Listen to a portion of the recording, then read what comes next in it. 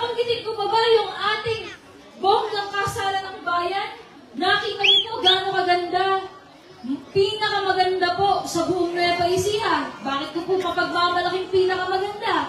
Libre yung wedding gown, libre yung karong, libre yung pantalon, libre yung reception, libre pa yung original gold wedding ring. May isasandaanan pagkatapos ng kasal.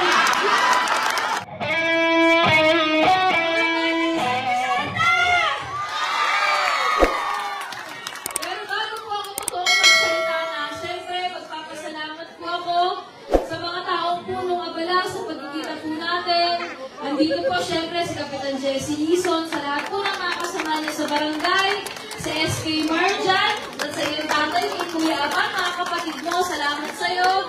Kay dating Kapitan Baloloy, kay dating Kapitan Elo Navarro, maraming salamat. Syempre kay Insan Chay, maraming salamat sa iyong presensya. Sa aking mga kasangga, Mare, veteran, salamat po sa suporta nyo. Sa mga kapitan po na nandito at mga ex-kapitan, Diyos ko, sobrang suporta. Barangay, I love you.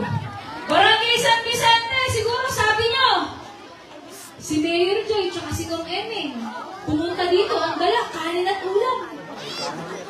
Alam nyo po, gusto po kasi namin, dayuhin kayo sa barangay nyo. At magkwento po sa inyo, mag-report po sa inyo. Kamusta na po ba ang lungsod ng Gapan? Simula nung nanalo po ako ng 2022. Hindi po kasi pwede ng politiko, pupuntahan lang kayo, tapos ang dala-dala paninira sa amin. Dapat ang isang politiko na kinukumpinsi kayo na iboto nyo sila, ang dala-dala sa inyo, kwento, plano, ano ang ginawa at ano pa ang gagawin para po sa inyo dito sa lungsod ng Gapan.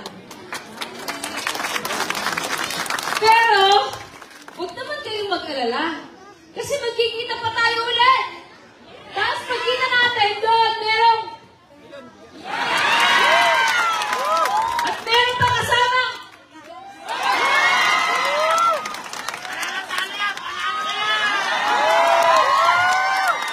Magpapriki sa'yo. Salamat po. At huwag din kayong mag-alala yung mga may tarpaulin kanina. Kasi eleksyon na ngayon, bawal daw magbigay ng pera. Kaya may lalapit na lang sa inyo, tapos may magbibigay. Kahit niya yan. At alam niyo po, mga batang San Vicente, mabilis lang po. Magre-report ako sa inyo. Total, magkikita naman tayo ulit. Sabi ko nga, dapat po, pag hinarap kayo, mag-report sa inyo. Ano na po ba yung nangyayari sa lungsod ng Gapan? Alam ko po, dito sa San Vicente, wala naman po masyadong magsasaka, pero meron kayong kamag-anak na magsasaka at meron mga magtutumana dito. Kapag po ba ikaw ay magtutumana o magsasaka sa lungsod ng Gapan, ano po ba nangyayari sa atin? Tanungin niyo ako, Mayor Joy, kamusta na ba ang lungsod ng Gapan pagdating sa mga magsasaka at sa mga magtutumana? Dito po sa atin sa lungsod ng Gapan, dire-diretso pa rin po. Pag magtatanim pa lang kayo, libre po yung rotavator, pangbungkal ng lupa. Libre po yung diesel, libre din yung operator, manghihiram lang kayo sa City Hall. Pagka magtatanim na kayo, bibigyan pa kayo ng libreng binhe. At pag tinanim nyo na yung libreng binhe, bibigyan kayo ng libreng pataba. At pagkatapos po ng libreng pataba na yon, pag-aani na kayo, libre pa po yung harvester, operator, pati po diesel. Kamustahin nyo, Mayor Joy? Paano naman pagdating sa edukasyon sa lungsod ng Gapan, kamusta na tayo? Dito po sa lungsod ng Gapan, mas pinapaganda pa po natin ang Gapan City College.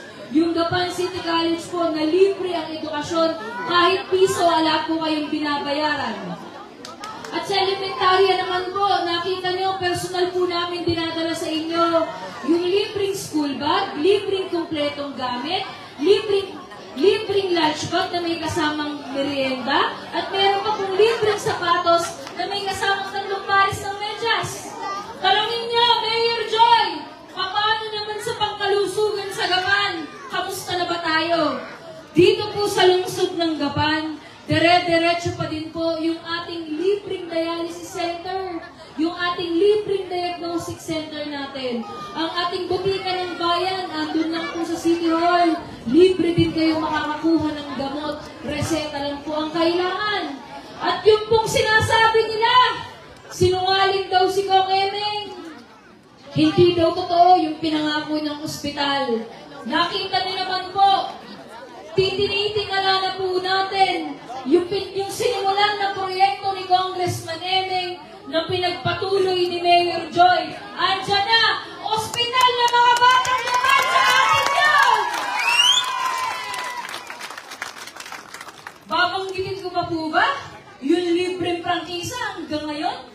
Simula 2016, ang tricycle driver, protektado, kahit piso, hindi kayo sinisingil sa libreng prangkisa. Babanggitin ko pa ba yung ating bonggang kasala ng bayan? Nakita niyo po gaano kaganda. Pinakamaganda po sa buong Nueva Ecija. Bakit ko po mapagmamalaking pinakamaganda? Libre yung wedding gown, libre yung karong, libre yung pantalon, libre yung reception, libre pa yung original gold wedding ring. May isasandaanan pagkatapos ng kasal. At syempre po, yung ating bonggang Noche Buena. Alam niyo po yan tuwing Pasko. Bakit po namin ginagawa yan? Kasi po, ang mga tao sa Barangay San Vicente, ayaw namin na magpapasko, na mararamdaman nyo na mahirap o mayaman kayo dahil wala kayong iyahain pag Noche Buena.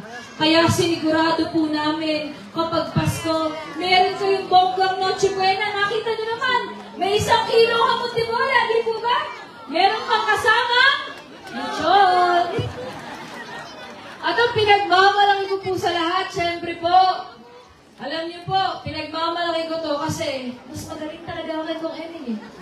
Bata pong 700 at saka cake nung si Mayor Joy na, pero rating na 3,000 seniors! Pero alam niyo po, lahat po ng proyekto po na yan, imposible po yung mangyari kung hindi po sa atin nakasuporta yung 10 konsehal. Kaya napakahalaga po na straight po ang 10 konsehal para hindi kami magkakakontrahan sa sanggunian. Kaya nakikiusap po ako sa inyo, mga batang San Vicente, straight natin 10 konsehal ng Team TV! At alam niyo po, mga batang San Vicente, napansin ko, may mga seniors dito. Kalimitan may senior. Alam niyo po, Barangay San Vicente, kahit ngayon lang po, pwede ba ako magsumbong? Pwede po ba akong dumaing sa inyo? Pwede po!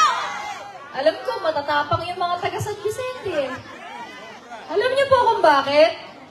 Kasi tatandaan po natin mga batang San Vicente. Hindi man kayo senior ngayon, meron po kayong kamag-anak o mahal sa buhay na senior citizen. At tandaan lalo natin, balang araw, tayo mismo sa sarili natin, bilang isang batang gapan, magiging senior citizen tayo. Alam niyo po kung ano malungkot? Yung po palang kalaban ni Vice Mayor Max, meron po palang maitim na balak. Hindi pa man din po siya Vice Mayor, may plano na. Pero alam niyo po, may punto siya eh. Alam niyo kung ano katwiran po niya sa sarili niya? Sabi po nung kalaban ni Vice Mayor Max, yung tatay niya nanalo 3 termino dito sa lungsod ng Gapan, 9 na taon, naging mayor, kahit piso hindi nagkakaroon ng senior, tama? Yung kapatid niya, 1 termino, 3 taon, naging nanalong mayor, kahit piso hindi nagkakaroon ng senior, tama po?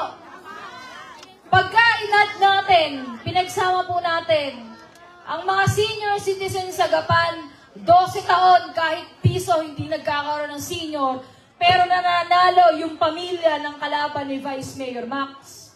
Ngayon po, sa katwiran po niya, tama naman, pwede ka naman palang manalo sa Gapan na hindi mo binibigyan kahit piso ang senior citizen. Kaya po, tama yung katwiran niya. Kaya alam niyo po kung ano plano niya ngayon? pag daw siya ang nanalong vice mayor, ang gagawin na po niya, yung pondo ng mga senior citizen, ililipat niya sa Chinelas Festival. Tanong ko po, marami po bang magsisinila sa San Vicente? Ayun na nga po eh. Kaya sa totoo lang, nalulungkot po ako. Hindi pa nauupong vice mayor, maitim na yung balak. Kaya po dapat talaga yung vice mayor ko, yung makakasundo ko. Para pagka po may sinabi akong plano ko sa lungsod ng Gapan, hindi ako kukontrahin. Bagkos ang sasabihin, dadagdagan pa. Kaya nakikiusap po ako sa inyo, mga batang San Vicente. Kailangan po, huwag nating iboboto yung may maitim na balak. Dito po tayo sa may maputing balak, yung maputing si Vice Mayor Max Pascual!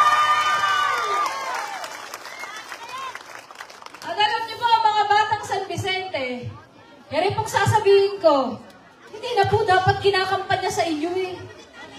Kasi po, konsensya na lang po nating mga batang Gapan kapag hindi po natin sinuportahan yung sariling atin. Pero naman po, napatunayan na yung kanyang sarili.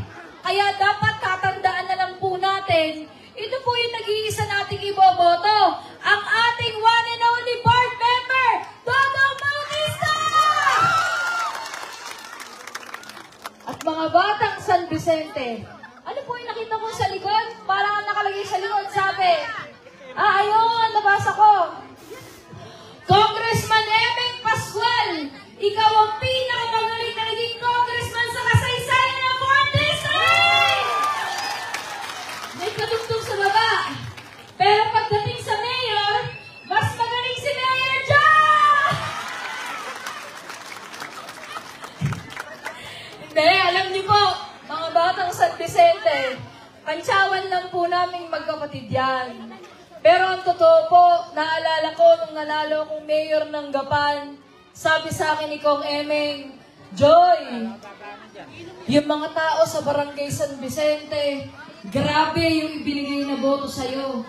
Masyado mong nilang paso yung kalaban. Kaya po sa totoo lang, sabi sa akin ni Kuya, tandang-tanda ko, bilin niya sa akin, dapat po, huwag kong bibigyan na kahit 1% ang mga taong bumoto sa akin dito sa Barangay San Vicente para pagsisihan nila na bidoto nila ako. Kaya naman po mga batang San Vicente, ako po, makakatingin ako sa inyong lahat. Lalahating ko po, mata sa mata, si Mayor Joy Pascual, hindi po kayo iniwan. Nagtrabaho po ako at lalong hindi ako nagpapakita pag panahon lang ng eleksyon. Mahal na mahal ko po kayo. Kaya pa ko na lang po. Woo!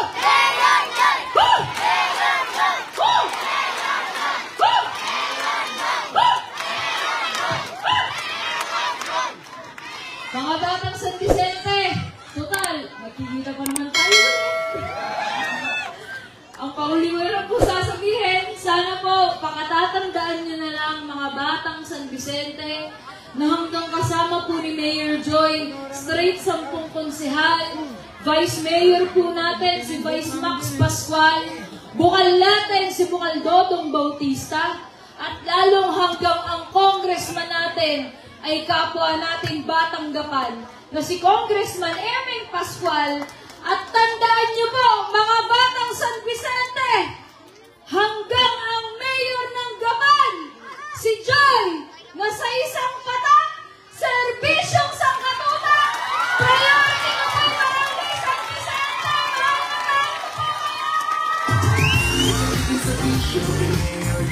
It's a